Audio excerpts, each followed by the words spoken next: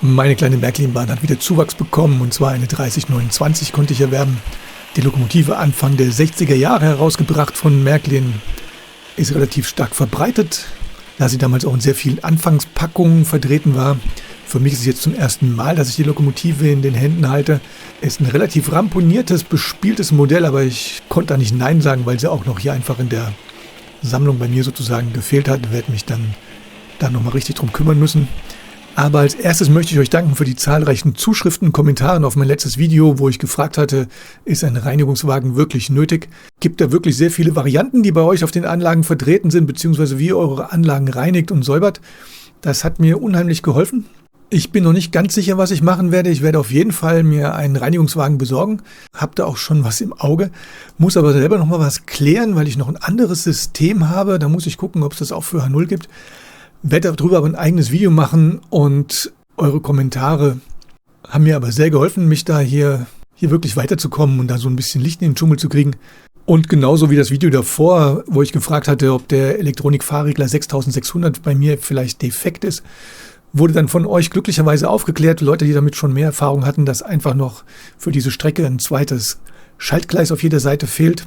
Und damit sollte das funktionieren. Das würde ich unheimlich gerne in einem der nächsten Videos auch nochmal gerne aufgreifen. Werde dann aber so eine Testanlage auf dem Wohnzimmertisch aufbauen. Und da das immer ziemlich aufwendig ist, dort aufzubauen, abzubauen, weil der Wohnzimmertisch dann halt immer wieder gebraucht wird, bin ich da auch noch nicht dazu gekommen, werde das aber in nächster Zeit auf jeden Fall nochmal nachholen. Und deswegen auch hier nochmal vielen Dank für eure aufklärenden Kommentare und Hinweise. Dadurch, dass ich bis dahin auch keine Anleitung hatte, die ich jetzt habe, auch dank euch, denke ich, dass das Gerät voll in Ordnung ist und ich einfach hier nur einen komplett falschen Aufbau hingelegt habe. Und beim Thema Zeitplan dann hier nochmal was in eigener Sache. Ich versuche zwar die ganzen Videos von euch zu schauen, aber im Moment melde ich mich da relativ wenig, weil ich es einfach vom Zeitlichen her nicht packe. Früher bin ich hingegangen und habe abends zwischen 23 und 0 Uhr nachts mir eigentlich täglich die Videos angeguckt und Kommentare geschrieben. Im Moment packe ich das aber überhaupt nicht und beschäftige mich eigentlich fast nur am Freitag mit YouTube, wenn ich mein eigenes Video einstelle, was ich meistens am Donnerstagabend irgendwie drehe. Und schaffe es dann nicht, die ganzen Videos, die eingestellt sind, rückwärts zu blättern. Ich habe, glaube ich, um die 500 Kanäle abonniert. Hinten in meinem Kanal Info unter Kanäle könnt ihr auch sehen, wer das dann so alles ist. Und es sind einfach so viele Videos die Woche über, dass ich es nicht packe, da überall einen Kommentar zu schreiben. Deswegen bitte nicht enttäuscht sein.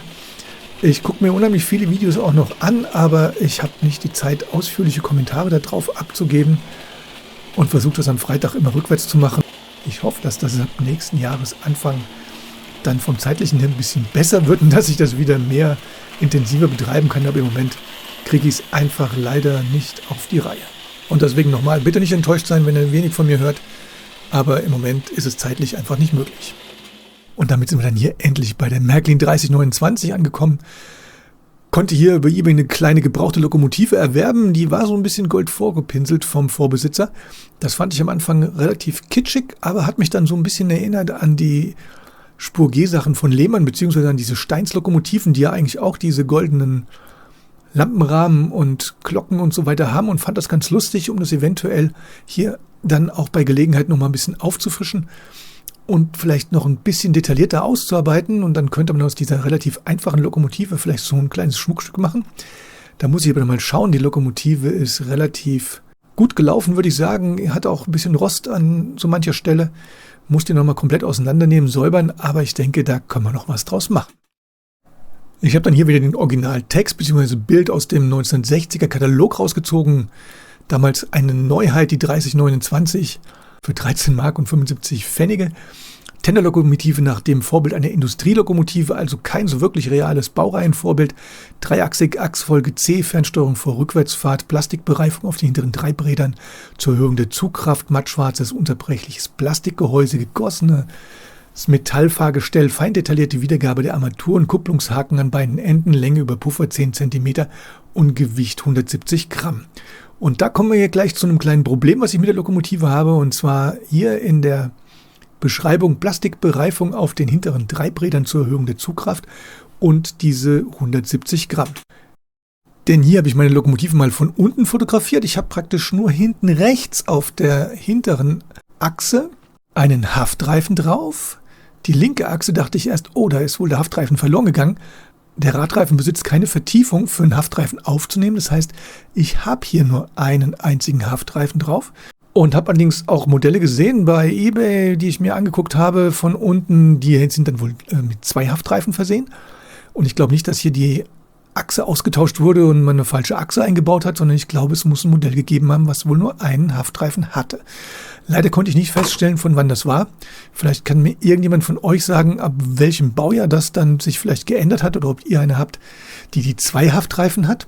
Denn es ergibt sich jetzt hieraus das Problem, dass die Lokomotive gar nicht so geschmeidig über die Weichen fährt. Das könnt ihr dann hier sehen. Das heißt, eine natürlich am hinteren Ende der Anlage aufgebaute Weiche oder eingebaute Weiche. Da bleibt die Lokomotive hängen und fährt erst ab einer gewissen Geschwindigkeit überhaupt weiter. Ansonsten fährt sie da sozusagen auf der Stelle im Leerlauf, weil dieser eine Haftreifen wohl nicht ausreicht und diese relativ geringe Masse mit 170 Gramm wohl dazu beiträgt, dass egal ob Wagen dranhängen oder nicht dranhängen, die Lokomotive einfach nicht sauber fährt.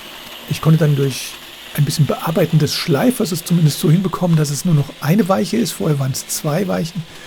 Innenradius fährt sie überhaupt nicht, da bleibt sie auf den hinteren Weichen stehen und auf meiner rechts eingebauten Bogenweiche entgleist sie dann direkt, sodass das die einzige Variante im Moment ist, die ich fahren kann, der komplette Außenkreis und auch nur in diese Richtung. Und mit ihren 3 Achsen reiht diese kleine Tenderlokomotive dann wunderbar ein in die Reihe meiner kleinen Dampflokomotiven, und zwar einmal in die Baureihe 89, die ja auch jeder kennt, hatte ich in einem anderen Video auch schon vorgestellt.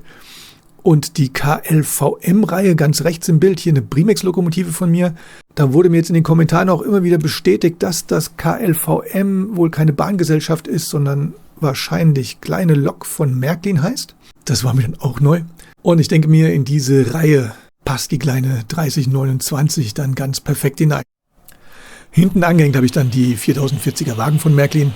Und dann werde ich mal schauen, wenn ich die Lokomotive dann ausbessern bzw. aufpeppen werde, ob ich den kleinen Wagen hinten eventuell dann auch ein paar Scheiben verpassen werde oder eventuell sogar eine Inneneinrichtung, so als kleines Bastelvideo. In der Vorweihnachtszeit kommt das vielleicht ganz gut. Die Lok wird noch gewartet und gesäubert und ich gucke, dass ich diesen Rost dann noch ein bisschen entfernen kann und den Rest hoffe ich, dass ich dann mit Farbe sozusagen das Ganze ein bisschen kaschieren kann.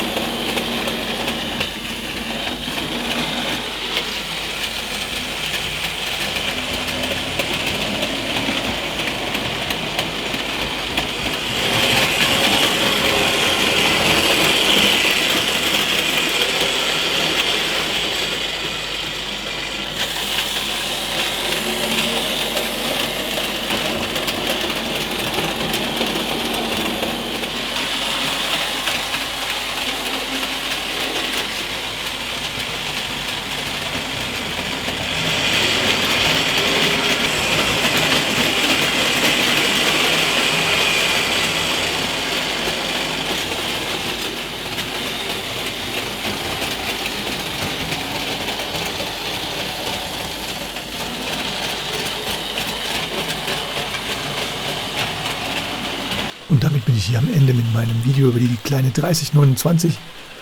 Ich danke euch fürs Zuschauen. Demnächst gibt es dann wieder mehr.